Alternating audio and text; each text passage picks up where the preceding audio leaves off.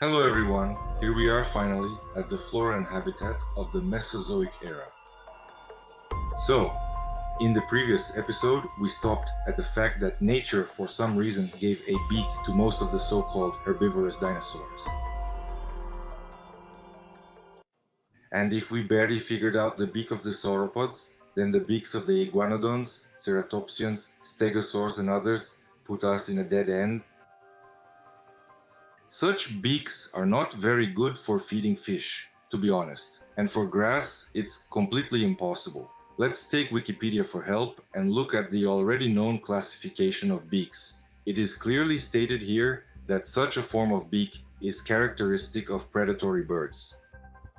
And it serves to tear prey apart. Nothing is clear at all. So, were herbivorous dinosaurs predatory?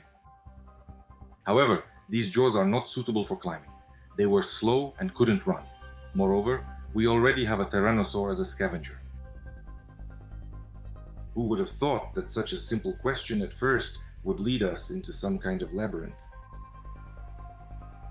Maybe then we'll look at their contemporaries who have survived to our days. So slow and also armed with a beak, I mean the turtle. Turns out they are omnivorous. Those who ever kept a turtle at home in an aquarium know perfectly well that no other creature can eat with them. They will eat everything. Once I left a river crab in the aquarium for the night, 10 centimeters long, and a red-eared turtle about the same size. I naively thought that nothing terrible would happen and they will become friends. Yeah, right now. I went to sleep peacefully, but by morning I found not only the crab itself in the aquarium, but even its remains. But does this mean that turtles are predators? No, they are omnivores and they eat clover, cherries, apples and other fruits with great pleasure. I would say they became omnivores reluctantly. But turtles don't have the ability to chase their prey, they simply don't. And again, the nest doesn't give me peace. It's a very good means for consumption, for plundering. The climate of the Mesozoic era was humid, warm, and soft. Animals were gigantic. Gigantism was everywhere. There were gigantic predators, gigantic herbivores, gigantic insects, and correspondingly, gigantic trees. I think for no one except for scientists, this is no longer a secret. Many researchers of alternative history have already conclusively proven the existence of not just gigantic, but titanic trees on our planet. But then, in the logic of the investigation, many start to experience something strange. It would seem that the next step is obvious. Giant trees should have giant fruits. However, someone just stops. Someone starts making strange conclusions, claiming that our planet used to be smaller and therefore the gravity was higher. Someone, seeing Sumerian bas-reliefs with geniuses collecting gigantic cones right in front of their noses, begins to assert that these cones reflect the allegorical value of the pineal gland in the human brain. Even arguing with this assumption is difficult. It would seem any literate person knows that the pineal gland is called so only in Russian, just as cones are called cones.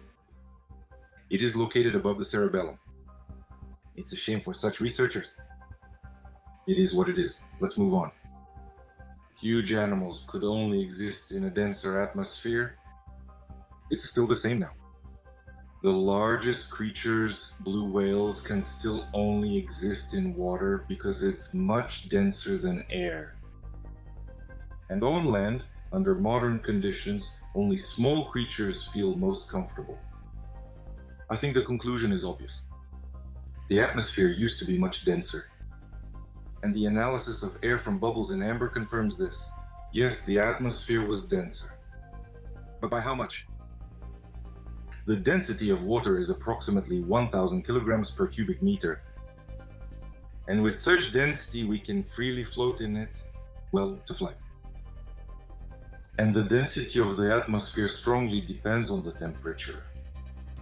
On average, it is 1 whole 2 kilo per cubic meter at a temperature of 20 degrees. That is, It is 833 times less dense than water. Strangely enough, the density of the atmosphere increases as the temperature decreases. That is, at a temperature of -25, the density of the atmosphere is already 1 whole 42 kilojoules per cubic meter. That is, it's already 750 times less than water. A significant difference. So, when heated, the pressure decreases, and when cooled, it increases. Paradox? No. The atmosphere is a gas, so it becomes denser, approaching a liquid state, that is, cooling down. Water, on the other hand, is liquid, and it loses density as it approaches a gaseous state, that is, when heated. The paradox lies in the fact that we know for sure that it was warm, and the pressure at that time was higher. How can we increase the pressure while simultaneously raising the temperature? And yet, in the ancient atmosphere, there was more oxygen. Stop, more oxygen?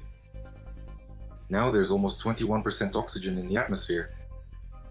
But if there's more of it, gigantism will start. Many agree with this, scientists and independent researchers. But for some reason, everyone forgets that as soon as the amount of oxygen in the atmosphere reaches 27 to 30%, just a little more than now, it will simply ignite. So there was something else that prevented the atmosphere from burning freely. Personally, I believe it was the increased content of water vapor. It's difficult to explain this paradox differently. The air was thick and muggy. I dare to assume that the planet's resources are limited. If something is going somewhere, it means it's disappearing somewhere. What am I getting at? To the fact that to maintain high pressure and humidity, the atmosphere was saturated with millions, maybe even billions of tons of water. Where did it come from?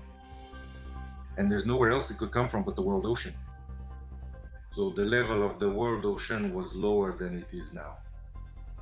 Whether it was significantly lower or not, that's not the topic of this video. The main thing is something else. And then one day my life turned upside down. I went to Elena Tapsida's channel and couldn't believe my eyes. She found what all the alternativists and paleontologists had been looking for. Paleontologists are indeed silent about that. She found the gigantic cones of those very trees. I will provide a link to her 2 videos dedicated to these cones in the video description as well as in the caption. Be sure to watch them. I am insanely grateful to her for this find. But we will further dissect these findings as thoroughly as possible. Elena correctly guessed that what was in front of her were not just stones, but the very fruits of gigantic trees. But at some point, even before her, the dogma of classical education had reached. Namely, according to modern views, in the Mesozoic era, flowering plants flourished on Earth. The classic example of which are conifers. And also, Babylonian bas-reliefs depicting winged geniuses collecting something similar to cones. And also classic examples of ancient sculpture, also depicting cones. And also cones cast from iron on the torsos of ancient cannons. All this played a stupid joke and did not allow to see the obvious. These are not cones. These are typical seed plants. Roughly speaking, fruits and berries. For example, some of the found samples can be boldly attributed to citrus. And so it came, finally, time to explain why nature endowed grassy weeds with a cone specifically. There is one fruit on Earth now that is loved by almost all living beings. Insects adore it, people eat it non-stop and consider it a wonderful delicacy. Even predators will not refuse to eat this fruit. This is the well-known watermelon, and other melons as well. But there's one but. The thing is, its skin is so hard that not even a weevil could bite through it. Not only because of the hardness of the skin, but also because of the shape. The mouth doesn't open wide enough to bite. So it turns out that absolutely everyone loves watermelon. But in nature, it has no enemies capable of biting it. That's why botanists say that wild watermelon is so round and dense, to roll freely in the desert, and at some point, after hitting a rock, scatter its seeds in the desert sand. Do you believe this? Personally, I think this is nonsense. And nature, as I've already said, is genius and does nothing just for the sake of it. But it could be that there is someone in nature who feeds on watermelon? Yes, it's birds. Only they are able to peck a hole in the thick rind of a watermelon with their beak and thus open access to the sweet pulp for all other creatures. To this day, watermelon is considered almost the largest fruit. Wait, not a fruit? Berry. So, as we already know, thanks to a denser atmosphere in the Mesozoic, gigantism was greatly developed. And the trees were also gigantic, and on them, naturally, gigantic fruits. But no one has cancelled the laws of physics. The enormous mass of the fruit had to be held back from destruction by something. This function was performed by the thick armor of the peel. And this peel could only be broken in two ways.